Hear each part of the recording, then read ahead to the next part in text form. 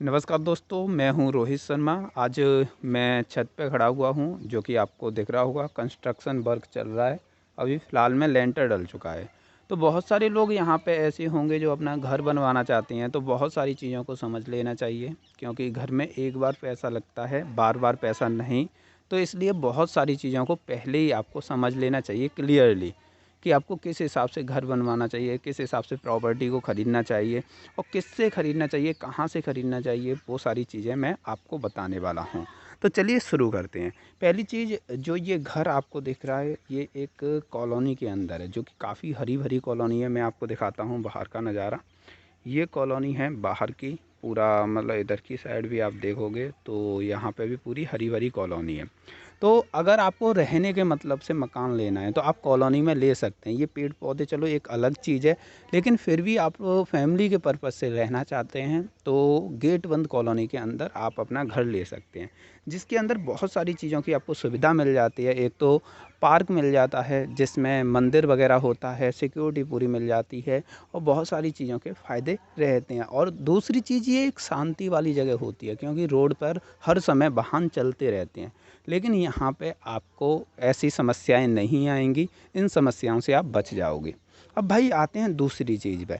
जब आप रहने के पर्पज़ से कोई जगह खरीदते हो तो आपके पास दो चॉइस रहती हैं। वो है, या तो आप एक मकान खरीद लें, दूसरा आप एक ज़मीन खरीद लें। तो उनमें से कौन सी बेस्ट चॉइस रहेगी मेरे पॉइंट ऑफ व्यू से? तो अगर देखो आपके पास कुछ ज़्यादा पैसा है तो आप मकान खरीद सकते हैं, लेकिन अगर आपके पास वही लिमिटेड पैसा है और आप अपने हिसाब से मकान बनवाना चाहते हैं, वैसे मकान हमेशा अपने हिसाब से ही बनवाना चाहिए, तो उसे किस हिसाब से यूटिलाइज करेंगे वो आप अपनी एक प्रॉपर्टी या प्लॉट या ज़मीन खरीदने के बाद खुद बनवा के कर सकते हैं। लेकिन आपको कुछ चीज़ें ध्यान में रखनी होंगी प्रॉपर्टी खरीदते समय। वो क्या बातें हैं वो मैं आपको बताऊंगा। तो दोस्तों, जैसा कि आपको पता होगा कि सबसे ज़्यादा जो फ्रॉड होते हैं वो प्रॉपर्टी में होते हैं। हर प्रॉपर्टी में कुछ ना कुछ विवाद मिलता है, लेकिन इस विवाद को ओपन करने के लिए, मतलब पता लगाने के लिए, क्या आप ट्रिक अपना सकते हैं। दोस्तों, आजकल फाइनेंस की सुविधा हर चीज़ पे चल रही है। चाहे आप मकान लो, चाहे प्लॉट लो, या कुछ और भी प्रोडक्ट लेते हो तो वहाँ पे फाइनेंस आपका हो जाता है। तो आपको क्या करना है, अपने घर पर या अपने मकान पर एक बार फाइनेंस ज़रूर कराना है। चाहे आप कम का करा लो, 5 लाख, 7 लाख, 6 लाख का फाइनेंस करा लो। क्योंकि जब आप फाइनेंस कराने जाते हो और अपने डॉक्यूमेंट सबमिट करते हो तो आपकी तरफ से वो फाइनेंस कंपनी आपके डॉक्यूमेंट को वेरीफाई करती है। और जब वो जगह लीगली अप्रूव होती है, अगर उसमें कोई विवाद होता है तो लोन अप्रूव नहीं हो पाता। अगर उसमें कुछ भी इशू होता है तो लोन अप्रूव नहीं होता, और लोन अप्रूव क्यों नहीं हुआ उसका रीज़न भी दिया जाता है।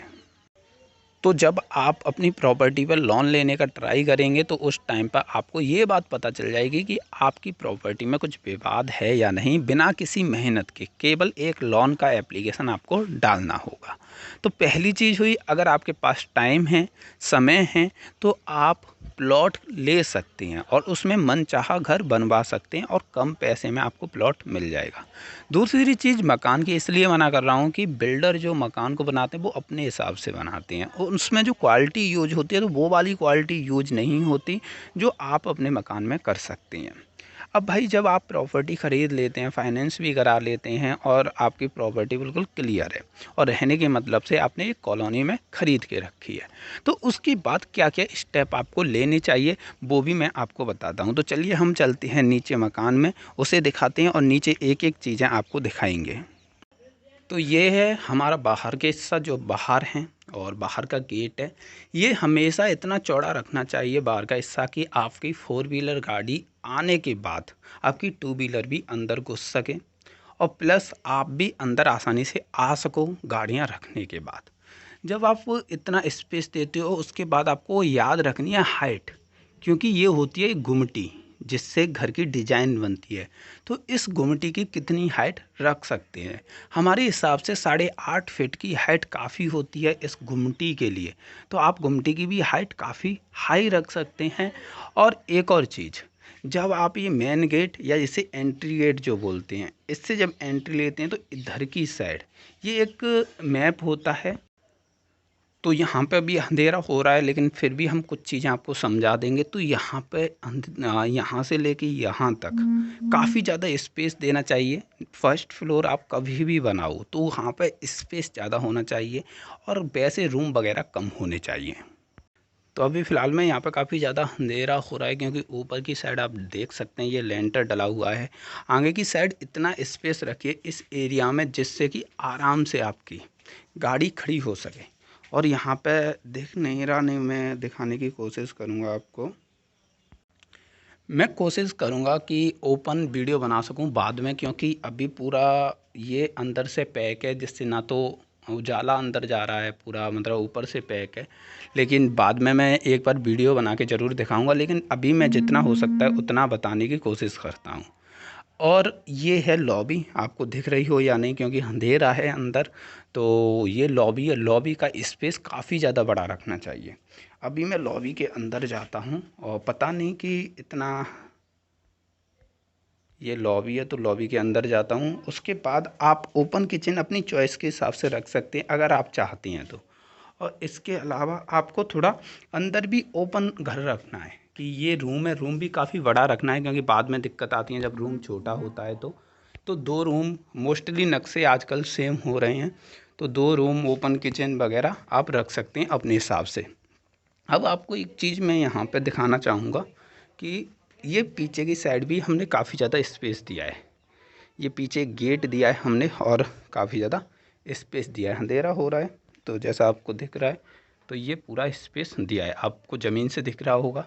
आजकल बात आती है स्टील की और लोहे की। तो ये जो जोड़ी और जंगले बने हुए हैं, ये स्टील में और लोहे में बने हुए हैं। स्टील की बात करें तो जिंदल कंपनी की स्टील काफ़ी ज़्यादा अच्छी आती है। अगर लोहे की बात करें तो टाटा कंपनी का लोहा काफ़ी अच्छा आता है, मजबूत चीज़ें होती हैं और सालों सालों तक चलती हैं। इसमें जो हमने सीमेंट लगाया है, जो सीमेंट लगाया गया है वो इसमें अल्ट्राटेक सीमेंट लगाया गया है। इसके अलावा रूफोन का भी सीमेंट लगाया गया है। ये जो हमने बनवाए हैं इसमें ये लोहा है जो कि टाटा कंपनी का है। पाइप जो लगवाए हैं वो अपोलो कंपनी के हमने लगवाए हैं। आप जिंदल के भी लगवा सकते हैं, अपोलो भी काफ़ी बड़ी कंपनी है। इसके अलावा आप देख सकते हैं ये लेट बाथ जो कि अंधेरा है तो इसलिए नहीं देख रहे। 2 रूम दिए हैं, ऊपर थोड़ा स्पेस देख रखा है। स्पेस काफ़ी ज़्यादा देना चाहिए फर्स्ट फ्लोर में। अब आती है बात यहाँ पे सीढ़ियों की, क्योंकि ये बहुत ही महत्वपूर्ण हिस्सा होता है घर का। अगर ये ख़राब हो जाता है तो पूरा घर की हालत ख़राब रहती है। अभी आपको सीढ़ी किस हिसाब से निकलवानी है, देखो हमने यहाँ पे अंदर की साइड स्पेस दे के रखा है। ये सीढ़ियाँ हमने यहाँ से उठवाई हैं, यूँ उठवा के ऐसे करके ऊपर की साइड ले गए हैं। इधर हमने स्पेस दिया है। इससे होता क्या है कि अगर हम सीढ़ियों को लास्ट से नीचे से उठवाते तो यहाँ पे ये जगह कवर हो जाती, तो यहाँ पे गाड़ी रखना बहुत मुश्किल हो जाता।